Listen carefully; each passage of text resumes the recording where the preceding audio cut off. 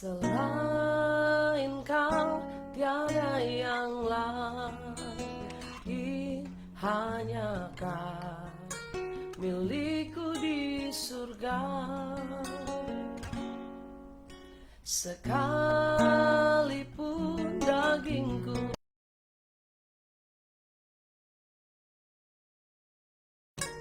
lelah tak berdaya,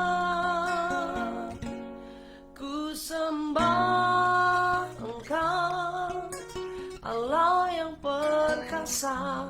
Ku sanjung tinggi namamu di hidupku, Tuhan, tiada yang lain. Hanya Kau satu di hatiku.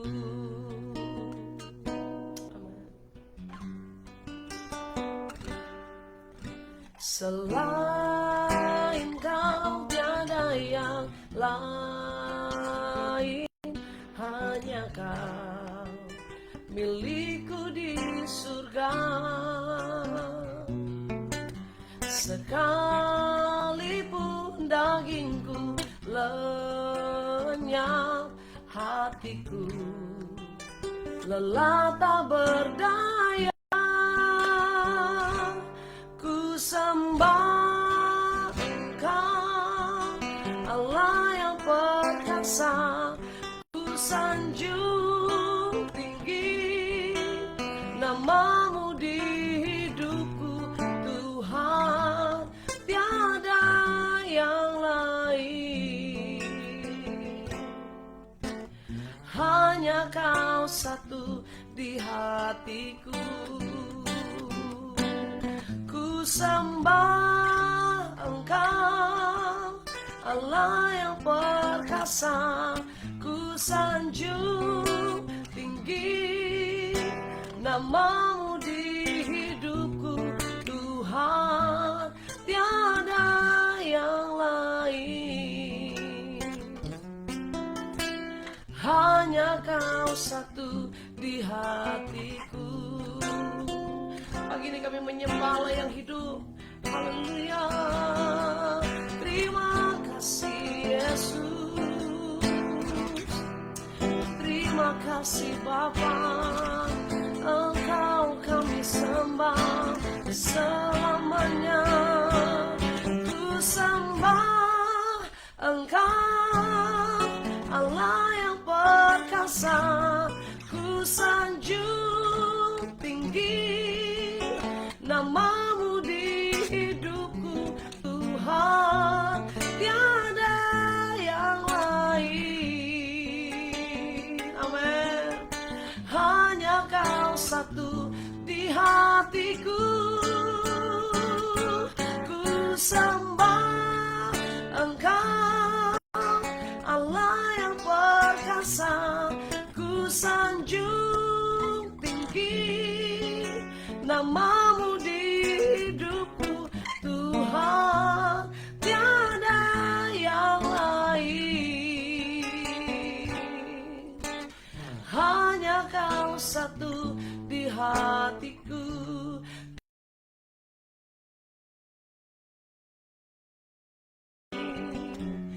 Hanya Kau satu di hatiku, tiada yang lain. Hanya Kau satu di hatiku. Yesus, Engkau kami sanjung tinggi. Terima kasih Bapa, kami bersyukur. Sungguh besar setiamu di dalam hidupku. Kami sanjung Engkau di tempat yang maha tinggi, Allah yang perkasa, Allah yang luar biasa, Allah yang ajaib. Terima kasih Tuhan, pagi ini kembali kami ada sebagaimana kami ada. Berkat kemurahan Tuhan, Bapak, kami mau buka hati kami mengawali hari ini Tuhan. Kami mau berjalan bersama Tuhan karena kami percaya ketika kami berjalan mengandalkan Tuhan, Tuhan yang memimpin hidup kami, maka hari-hari kami sepanjang hari ini Tuhan, bahkan hari-hari ke depan, kami akan lihat Tuhan bekerja dengan luar biasa. Di dalam nama Tuhan Yesus kami berdoa, haleluya. Amin, haleluya. Shalom, saudara dikasih Tuhan, selamat pagi. Kita ada kembali dalam Morning Devotion. Kita mau merenungkan firman Tuhan, karena firman Tuhan segala-galanya buat kita, haleluya. Kisah para Rasul pasal 13 ayat 22. Kisah Rasul 13 ayat 22. Haleluya. Ayat ini sering kali kita dengar tentunya, karena inilah yang menjadi dasar kenapa Tuhan memilih seorang raja yang bernama Daud. Kisah Rasul 13 ayat 22. Setelah Saul disingkirkan Allah, Allah mengangkat Daud menjadi raja mereka. Tentang Daud, Allah telah menyatakan, aku telah mendapat Daud bin Isai, seorang yang berkenan di hatiku dan yang melakukan segala kehendakku. Saudara, waktu Saul jadi raja pertama Israel saat itu, apa yang terjadi? Betul, Saul juga memimpin dengan luar biasa. Tetapi ada satu peristiwa di mana Tuhan tidak berkenan lagi atas Saul. Akhirnya Saul digantikan oleh Daud, saudara. Bagaimana Daud disertai Tuhan, Daud dipilih Tuhan, Daud diangkat Tuhan untuk menjadi pemimpin, menjadi raja atas Israel. Dan ayat ini menyatakan buat kita, memberitahukan bahwa waktu Saul disingkirkan, setelah Saul diambil jabatannya sebagai raja, Tuhan tidak membiarkan bangsa Israel tidak ada pemimpin, tetapi Tuhan menyediakan pemimpin yang lain. Allah mengangkat Daud menjadi raja mereka. Yang mengangkat raja adalah Allah sendiri, saudara. Jadi saudara jangan sombong, yang mengangkat hidup kita adalah Tuhan. Kalau Tuhan yang angkat kita, gak ada manusia satupun bisa merendahkan. Kalau Tuhan sudah pilih kita, Tuhan sudah berkati kita, gak ada satu orang pun yang mau ambil dan rampas. Mungkin dia coba, tetapi kalau berkat itu buat kita gak akan kemana, saudara. Karena kalau kita sudah dipilih Tuhan, apapun rancangan si jahat, apapun rancangan orang-orang yang coba menjatuhkan saudara, hari ini saya mau katakan gak ada yang bisa menandingi. Nah, kita mau belajar dari seorang Daud. Tentang Daud, Allah telah menyatakan tentang Daud, tentang sifat karakter Daud atau pribadi Daud, Allah telah menyatakan, aku telah mendapat Daud bin Isai, seorang yang berkenan di hatiku dan yang melakukan segala kehendakku. Ada dua hal yang saya dapat dari ayat ini, bagaimana Daud boleh dipilih Tuhan, dan dikatakan bahwa Daud yang pertama berkenan di hatinya Tuhan, dan Daud melakukan segala kehendak Tuhan. Saudara dikasih Tuhan, berkenan di hatinya Tuhan, saya percaya berkaitan dengan satu karakter yang luar biasa. Berkenan di hatinya Tuhan adalah satu pribadi yang selalu menyenangkan hati Tuhan. Hari ini kita mau belajar, saudara, bahwa Daud dipilih menggantikan Saul bukan karena Daud hebat, Daud kaya, Daud pintar, bukan. Mungkin saat itu ada banyak orang yang jauh lebih dari Daud. Tetapi kenapa Tuhan yang memilih Daud? Karena Daud berkenan di hatinya Tuhan. Tuhan lebih lihat apa yang ada di dalam hati kita dibanding apa yang ada di luar kita. Jadi saudara, kalau Tuhan memilih kita, Tuhan angkat kita bukan karena kekuatan dan kehebatan kita, tapi terlebih karena Tuhan mau lihat kita, lihat hati kita, dan kita mau berkenan di hatinya Tuhan. Nah, Daud bukan hanya seorang yang pandai berperang. Mungkin hari itu banyak orang yang jago berperang, terlatih, saudara. Tapi betul bugam, ya kan? Atau betul bu, bahwa Daud pandai berperang, buktinya dia lawan Goliat. Saya percaya seorang yang pandai berperang pun saat itu takut menghadapi Goliat, tetapi karena ada Allah yang luar biasa, sehingga Daud menjadi pemenang, saudara. Nah, Daud dipilih Tuhan karena ia berkenan di hatinya Tuhan dan melakukan segala kehendaknya. Daud berkenan dari hatinya, Tuhan lihat hatinya Daud, dan apa dikatakan, melakukan segala kehendaknya. Jadi dari innernya Tuhan lihat, dari outernya juga Tuhan lihat. Artinya bukan hanya hatinya bilang mengasihi Tuhan, saya cinta Tuhan, saya mau melayani Tuhan, tetapi melakukan. Artinya apa? Ada action daripada Daud yang Daud tunjukkan. Bukan hanya bicara dari hati, bukan hanya terucap dari hati, dari mulut, tetapi waktu itu tidak kita lakukan, itu menjadi sia-sia di hadapan Tuhan. Nah, dua hal ini yang Daud lakukan, sehingga itulah menjadi kunci pelayanannya Daud. kehidupannya Daud, bagaimana Daud dipilih Tuhan. Nah saudara yang kasih Tuhan, hari ini kita mau belajar mengapa Daud disebut Tuhan berkenan. Saudara, gak banyak orang, gak banyak pribadi, mungkin hanya Daud yang disebut Tuhan berkenan. Satu-satunya orang yang disebut Tuhan berkenan di hatinya Tuhan. Artinya apa sih? Dia ada di dalam hatinya Tuhan, ada dalam pikirannya Tuhan. Mungkin saudara punya anak ya saudara, sangat saudara sayang. Mungkin saudara lihat ke salah satu supermarket, toko, atau saudara lakukan apapun, selalu saudara ingat anak saudara, walaupun nakal, walaupun mungkin seringkali mengecewakan kita orang tua. Tetapi karena anak ini manis sebenarnya, anak ini saya tahu dia luar biasa, sehingga apapun yang saudara buat selalu saudara pikirkan tentang anak itu. Nah begitu juga Tuhan, waktu Tuhan sebut bahwa Daud berkenan di hatinya Tuhan, saya terlalu yakin dan percaya Daud ada dalam genggaman Tuhan yang luar biasa. Daud ada di hatinya Tuhan, apapun yang Tuhan selalu lakukan, selalu kerjakan, itu selalu yang terbaik buat Daud. Saudaraku, kita mau belajar hari ini. Ada beberapa hal penting kenapa Daud disebut berkenan. Kenapa Daud Tuhan sebut sebagai satu-satunya orang yang berkenan di hatinya Tuhan. Ada 4 hal yang kita mau belajar. Yang pertama, karena Daud mengenal Tuhan dengan benar. Kalau kita kenal Tuhan dengan benar, kita percaya Tuhan tahu yang terbaik buat kita. Sekalipun kita hadapi badai, hadapi tantangan, persoalan, oh Tuhan aku tahu ini yang terbaik buatku. Karena apa? Kita tahu dan kita kenal Tuhan dengan benar. Dalam Mazmur Daud, di Mazmur pasal yang ke-23, Tuhan adalah gembalaku, takkan kekurangan aku. Ia membaringkan aku di padang yang berumput hijau, ia membimbing aku ke air yang tenang. Artinya apa? Daud sedang menyatakan hatinya bahwa dia kenal Tuhan. Siapa Tuhannya? Gembala yang baik.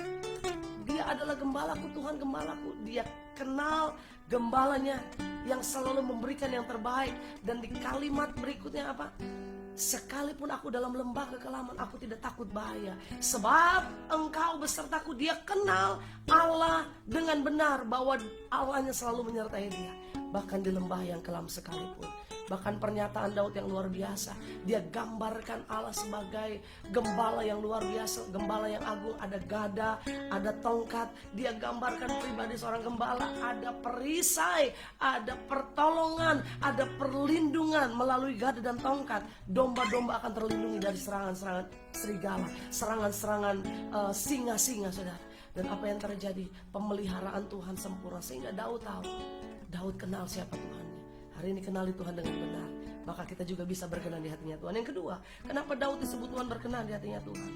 Karena Daud selalu mengandalkan Tuhan. Firman Tuhan bilang apa? Sekarang aku tahu Tuhan memberi kemenangan. Jangan kita ketika berhasil kita bilang, nih karena saya pintar loh, karena saya hebat loh, karena saya lulusan luar negeri loh, karena saya rajin belajar. Bukan, saudara. Kita bisa Tuhan berikan berkat yang berlimpah, ditaruh posisi yang baik, diberkati dengan berkelimpahan secara materi mungkin, atau mungkin kamu mengalami hal-hal promosi-promosi yang luar biasa. Ketahuilah bahwa bukan karena kekuatan, bukan karena usaha kita, tetapi semuanya hanya karena anugerah Tuhan.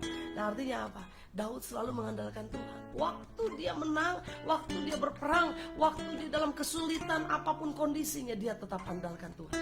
Firman Tuhan bilang apa? Sekarang aku tahu bahwa Tuhan memberikan kemenangan. Kemenangan yang gila gemilang itu Daud dapatkan hanya karena ada kuasa Tuhan. Yang kedua, andalkan Tuhan, maka kita akan juga berkenan di hatinya Tuhan. Yang ketiga, kenapa Daud disebut berkenan?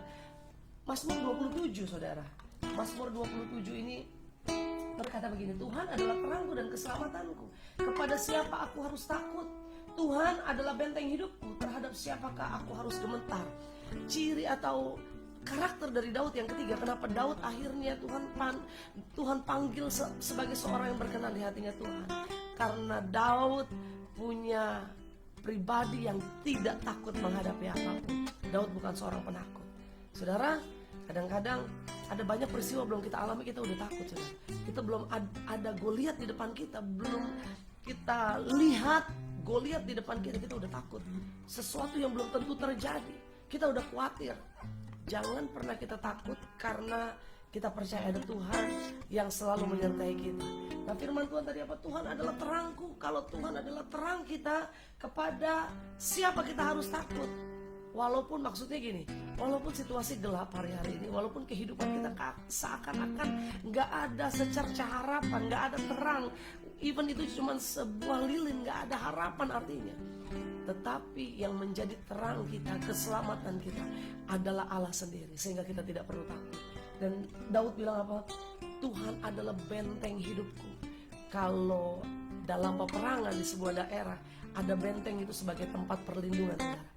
Benteng sebagai tempat pertahanan. Dan artinya Tuhan benteng hidupku, Tuhan satu-satunya perlindunganku, Dia kubu pertahananku. Kita mau nyatakan juga bahwa hari ini ada satu benteng, ada satu tempat berlindung, di mana mungkin banyak musuh menyerang kita, banyak orang mau jatuhin kita, banyak iblis mau tekan hidup kita, tetapi ada benteng hidup kita yang selalu memberikan perlindungan sempurna. Yang percaya katakan amin, haleluya. Sehingga kita tidak perlu takut dan khawatir. Jadi yang ketiga, Daud berkenan di hatinya Tuhan, karena Daud bukan seorang yang penakut. Yang terakhir, saudara, kenapa Tuhan menyebut Daud berkenan di hatinya Tuhan? Mazmur 26 ini ya. Mazmur 26 ayat yang ke-8. Tuhan, aku cinta rumah kediaman-Mu, dan pada tempat kemuliaan-Mu bersemayam. Daud suka sekali dalam hadirat Tuhan, saudara. Janganlah mencabut nyawaku bersama-sama orang berdosa, atau hidupku bersama-sama orang penumpah darah, yang tangannya melekat perbuatan mesum, dan yang tangan kanannya menerima suapan. Tetapi aku ini hidup dalam ketulusan, bebaskanlah aku dan kasihanilah aku.